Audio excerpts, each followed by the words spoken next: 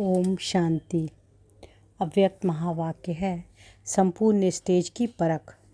संपूर्ण स्टेज की परख 8-6-72। बाबा कहते हैं कि अपने को विघ्न विनाशक समझते हो। पूछते हैं बाबा, अपने को विघ्न विनाशक समझते हो? कोई भी प्रकार का विघ्न सामने आवे तो सामना करने की शक्ति अपने में अनुभव करते हो, अर्थात अपने पुरुषार्थ से अपने आप को बाप दादा के व अपने संपूर्ण स्थिति के समीप जाते अनुभव करते हो। वहाँ का वहाँ ही रहने रुकने वाले अपने को अनुभव करते हो। बाबा कहते हैं कि कोई भी प्रकार का विघ्न सामने आए तो सामना करने की शक्ति अपने में अनुभव करते हो, अर्थात अपने पुरुषार्थ से अपने आप को बाप दादा के व अपनी संपूर्ण स्थिति के समीप जाते अनुभव करते हो। वह वहाँ का वहाँ ही रुकने वाले अपने को अनुभव करते हो। जैसे राही कब रुकता नहीं है, ऐसे ही अपने आप को रात के राही समझ चलते रहते हो। संपूर्ण स्थिति का मुख्य गुण प्रैक्टिकल कर्म में व स्थिति में क्या दिखाई देता है? वह संपूर्ण स्थिति का विशेष कौन सा गुण होता है जिस गुण से आप परख सको कि अपनी संपूर्ण स्थिति के समीप है व दूर है? तो कैसे ये होगा कि संपूर्ण स्थिति के समीप है या दूर? अभी एक सेकंड के लिए अपनी संपूर्ण स्थिति में स्थित होते हुए फिर बताओ कौन सा विशेष गुण संपूर्ण स्टेज को व स्थिति को प्रत्यक्ष करता है? संपूर्ण स्टेज व संपूर्ण स्थिति जब आत्मा ही बन जाती है तो उसका प्रैक्टिकल कर्म में गायन है समानता का। निंदा स्तुति जय पराजय सुख दुख सभी में समानता रहे, इसको कहा जाता है संपूर्णता के स्टेज। तो बाबा क्या कह रहे हैं कि संपूर्ण स्टेज व संपूर्ण स्थिति जब आत्मा की बन जाती है तो इसका प्रैक्टिकल कर्म में क्या गायन है? समानता का। निंदा स्तुति जय पराजय सुख दुख सभी में समानता रहे, इसको कहा जाता है संपूर्णता के स्टेज। दुख में भी सूरत का मस्तक पर दुख की लहर के बजाय सुख व हर्ष की लहर दिखाई दे। निंदा सुनते हुए भी ऐसा अनुभव करे कि वह निंदा ने संपूर्ण स्थिति का परिपक्व करने के लिए महिमा योग शब्द है। ऐसी समानता रहे, इसको ही बाप दादा के समीपता की स्थिति कह सकते हैं। जरा भी अंतर ना आवे, न दृष्टि में न वृत्ति में। यह दुश्मन है व गाली देने वाला है, यह महिमा करने वाला, यह वृत्ति न रहे। शुभ चिंतक आत्मा की वृत्ति व कल्याणकारी दृष्टि रहे। दोनों प्रति एक समान, इसको कहा जाता है समानता। समानता अर्थात बैलेंस ठीक न होने के कारण अपने ऊपर बाप द्वारा ब्लिस नहीं ले पाते। बाप ब्लिसफुल है ना, अगर अपने ऊपर ब्लिस करनी है व बाप की ब्लिस लेनी है तो इसके लिए एक ही साधन है, सदैव दोनों बातों का बैलेंस ठीक रहे। जैसे स्नेह और शक्ति दोनों का बैलेंस ठीक रहे तो अपने आप को ब्लिस व बाप की ब्लिस मिलती रहेंगी। बैलेंस ठीक रखने नहीं आता है, जैसे वह नट होते हैं ना, उनकी विशेषता क्या होती है? बैलेंस की बात साधारण होती है लेकिन कमाल बैलेंस की होती है। खेल देखा है ना नट का, यहाँ भी कमाल बैलेंस ठीक रखने की। बैलेंस ठीक नहीं रखते हो, बाबा कहते हैं बैलेंस ठीक नहीं रहते हो, महिमा सुनते हो तो और ही नशा चढ़ जाता है। ग्लानि से घृणा आ जाती है। वास्तव में ना महिमा का नशा ना ग्लानि से घृणा आनी चाहिए, दोनों में बैलेंस ठीक रहे। तो फिर स्वयं को साक्षी अपने आप को देखो तो कमाल अनुभव होगी, अपने आप से संतुष्टता का अनुभव होगा और आपके इस कर्म में संतुष्ट होंगे। तो इस पुरुषार्थ की कमी होने के कारण, बैलेंस की कमी के कारण ब्लिसफुल लाइफ जो होनी चाहिए वह नहीं है। तो अब क्या करना पड़े? बैलेंस ठीक रखो। कई ऐसी दो बातें होती हैं, न्यारा और प्यारा, महिमा और ग्लानि। तुम्हारी प्रवृत्ति मार्ग है ना, आत्मा और शरीर भी दो है। तो बाबा कहते हैं कि ऐसे दो बातें होती हैं, है ना, कि न्यारा और प्यारा, महिमा और ग्लानि। तुम्हारा प्रवृत्ति मार्ग है ना, आत्मा और शरीर भी दो हैं, बाप और दादा भी दो हैं, दोनों में कर्तव्य विश्व परिवर्तन होता है। तो प्रवृत्ति मार्ग वह अनादि अविनाशी है, लेकिन बाबा कहते हैं कि प्रवृत्ति मार्ग अनादि अविनाशी है। लौकिक प्रवृत्ति में भी अगर वह एक ठीक चलता है दूसरा ढीला होता है तो बैलेंस ठीक नहीं हो पाता, बैलेंस ठीक नहीं होता है तो खिटखिट होती है। समय वेस्ट जाता है। जो श्रेष्ठ प्राप्ति होनी चाहिए वह नहीं कर पाते हैं। एक पाँव से चलने वाले को क्या कहा जाता है? एक पाँव से चलने वाले क्या कहा जाता है? लंगड़ा। वह हाई जंप दे सके, वह तेज दौड़ नहीं सकेगा। तो इसमें भी अगर समानता नहीं है तो ऐसे पुरुषार्थी को क्या कहा जाएगा? अगर पुरुषार्थ में एक चीज़ की प्राप्ति अधिक होती है और दूसरे की कमी महसूस करते तो समझना चाहिए कि हाई जंप नहीं दे सकेंगे, दौड़ नहीं सकेंगे। तो जब हाई जंप नहीं दे सकेंगे, दौड़ नहीं सकेंगे, तो संपूर्णता के समीप कैसे जाएंगे? यह कमी आ जाती है। तो जो स्वयं भी वर्णन करते हो, स्नेह के समय शक्ति मर्ज हो जाती है, शक्ति के समय स्नेह मर्ज हो जाता है। तो बाबा क्या कह रहे कि यह कमी आ जाती है ना। जो स्वयं भी वर्णन करते हो, स्नेह के समय शक्ति मर्ज हो जाती है और शक्ति के समय स्नेह मर्ज हो जाता है। स्नेह के समय शक्ति मर्ज हो जाती है और शक्ति के समय स्नेह मर्ज हो जाता है। तो बैलेंस ठीक नहीं रहा ना। दोनों का बैलेंस ठीक रहे, इसको कहा जाता है कमाल। एक समय का जोर है, दूसरे समय पर दूसरा जोर है तो भी दूसरी बात, लेकिन एक ही समय पर दोनों बैलेंस ठीक रहे, इसको कहा जाता है संपूर्ण। एक मर्ज हो, दूसरा ही मर्ज होता है तो प्रभाव एक को पड़ता है। शक्तियों के चित्रों में सदैव दो गुणों का समानता दिखाते हैं, स्नेही और शक्ति रूप भी।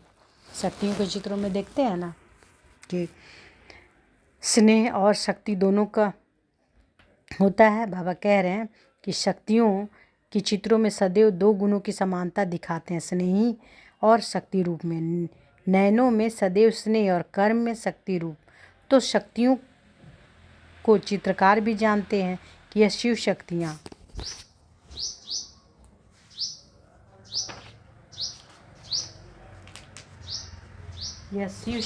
दोनों गुणों की समानता रखने वाली है।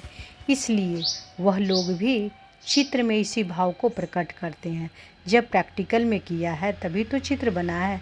तो ऐसी कमी को अभी संपन्न बनाओ, तब जो प्रभाव निकलना चाहिए वह निकल सकेगा। अभी इस बात का प्रभाव जास्ती दूसरों का कम होने के कारण थोड़ा प्रभाव होता है। एक बात का वर्णन कर देते हैं, सभी का नहीं कर सकते। बनना तो सर्वगुण संपन्न है ना। तो ऐसे संपूर्णता को समीप लाओ। जैसे धर्म और कर्म दोनों का सहयोग बताते हो। लोग दोनों को अलग करते हैं, आप दोनों का सहयोग बताते हो। तो कर्म करते हुए धर्म अर्थात धारणा भी संपूर्ण हो तो धर्म और कर्म दोनों का बैलेंस ठीक होने से प्रभाव बढ़ेगा। कर्म करने के समय कर्म में तो लग जाते और धारणा पूरी नहीं होती तो इसको क्या कहा जाएगा? लोगों को कहते हो धर्म और कर्म की अलग करने के कारण आज की जीवन परिस्थितियाँ ऐसी हो गई है। तो अपने आप से पूछो कि धर्म और कर्म अर्थात धारणाएं और कर्म दोनों की समानता रहती है? वह कर्म करते फिर भूल जाते हो। तो बाबा क्या कहते हैं कि धर्म और कर्म को अलग करने के कारण आज की जीवन और परिस्थितियाँ ऐसी हो गई है। तो अपने आप से पूछो कि धर्म और कर्म अर्थात धारणाएं और कर्म दोनों की समानता रहती है? वह कर्म करते फिर भूल जाते हो। जब कर्म समाप्त होता तब धारणा स्मृति में आती। जब बहुत कर्म में विजयी रहते हो उस समय इतनी धारणा भी रहती है। वह जब कार्य हल्का होता है तब धारणा भारी होती है। जब धारणा भारी है तो कर्म हल्का हो जाता है। तराजू का दोनों तरफ एक समान चलता रहे तब तराजू का मूल्य होता, नहीं तो तराजू का मूल्य ही नहीं। तराजू है बुद्धि, बुद्धि में दोनों बातें का बैलेंस ठीक है तो उनको श्रेष्ठ बुद्धिमान व दिव्य बुद्धिमान, तेज बुद्धिमान कहेंगे, नहीं तो साधारण बुद्धि। कर्म भी साधारण, धारणाएं भी साधारण होती है। तो साधारणता में समानता नहीं लानी है लेकिन श्रेष्ठता में समानता हो। जैसे कर्म श्रेष्ठ वैसी धारणा भी श्रेष्ठ।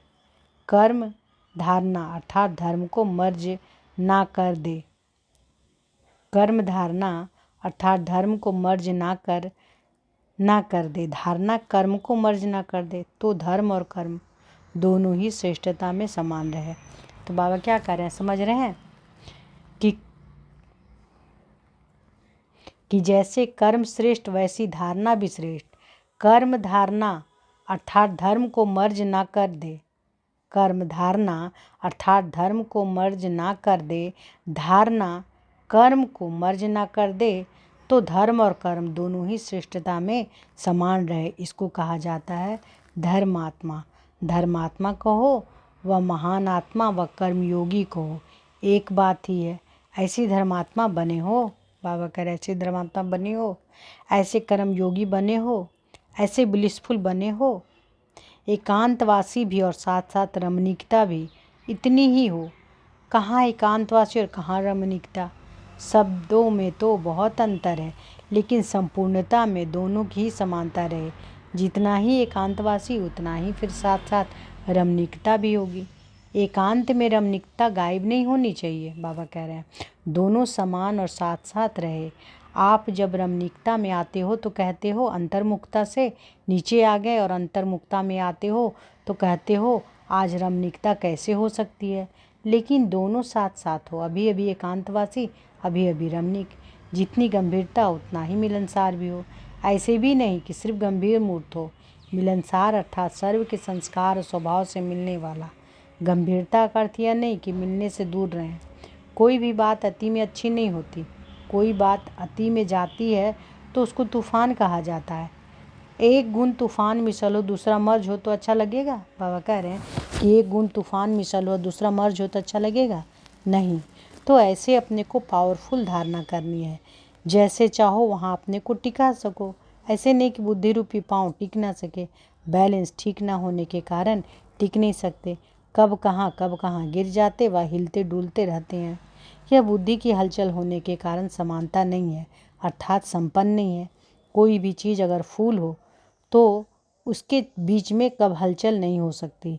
हलचल तब होगी जब कमी होती है, संपन्न नहीं होता है। तो यह बुद्धि में व्यर्थ संकल्पों की व माया की हलचल तब मचती है जब फूल नहीं हो, संपन्न नहीं हो। दोनों में संपन्न व समानता हो तो हलचल हो ही नहीं सकती। तो अपने आप को किसी भी हलचल से बचाने के लिए संपन्न बनते जाओ तो संपूर्ण हो जाएंगे। संपूर्ण स्थिति व संपूर्ण स्टेज अर्थात संपूर्ण वस्तु का प्रभाव ना निकले, यह तो हो ही नहीं सकता। चंद्रमा भी जब 16 कला संपूर्ण हो जाता है तो ना चाहते हुए भी हर एक को अपनी तरफ आकर्षित करता है। कोई भी वस्तु संपन्न होती है तो अपने आप आकर्षण करती है। संपूर्णता की कमी के कारण विश्व की सर्व आत्माओं को आकर्षण नहीं कर पाते हो। जितनी अपने में कमी है उतना आत्माओं को अपनी तरफ आकर्षित कर पाते हो। जितने अपने में कमी है उतना आत्माओं को अपनी तरफ आकर्षित कर पाते हो। चंद्रमा की कला कम होती है तो किसका टेंशन नहीं जाता है। चंद्रमा की कला कम होती है तो किसी का टेंशन नहीं जाता है। जब संपूर्ण हो जाता है तो ना चाहते हुए भी सभी का टेंशन जाता है। कोई देखे ना देखे लेकिन ज़रूर देखने में आता।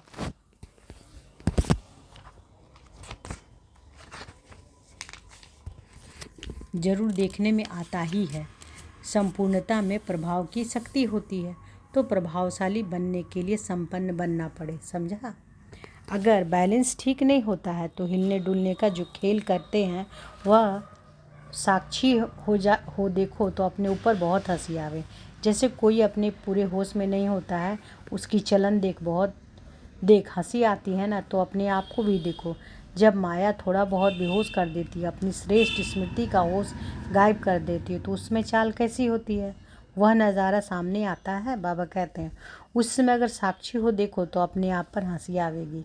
बाप दादा साक्षी होकर खेल देखते, हर एक बच्चे का तो ऐसा खेल दिखाना अच्छा लगता है। बाप दादा क्या देखना चाहते हैं उसको भी तुम जानते हो। जब जानते हो मानते हो फिर चलते क्यों नहीं हो। 3 कोने ठीक हो बाकी यह ठीक ना हो तो क्या होगा। जैसे 4 कोना होता है ना, 3 कोना ठीक हो 1 कोना ना ठीक हो तो क्या होगा। चारों ही बातें जानते हुए भी मानते हुए भी वर्णन भी करते हो, लेकिन कुछ चलते हो कुछ नहीं चलते हो, तो कमी हो गई ना। अभी इस कमी को भरने का प्रयत्न करो। जैसे 2 बातें सुनाई ना, तो ऐसे ही नॉलेजफुल और पावरफुल इन दोनों का बैलेंस ठीक रखो तो संपूर्णता के समीप आ जाएंगे। नॉलेजफुल बहुत बनते हो, पावरफुल कम बनते हो, तो बैलेंस ठीक नहीं रहता।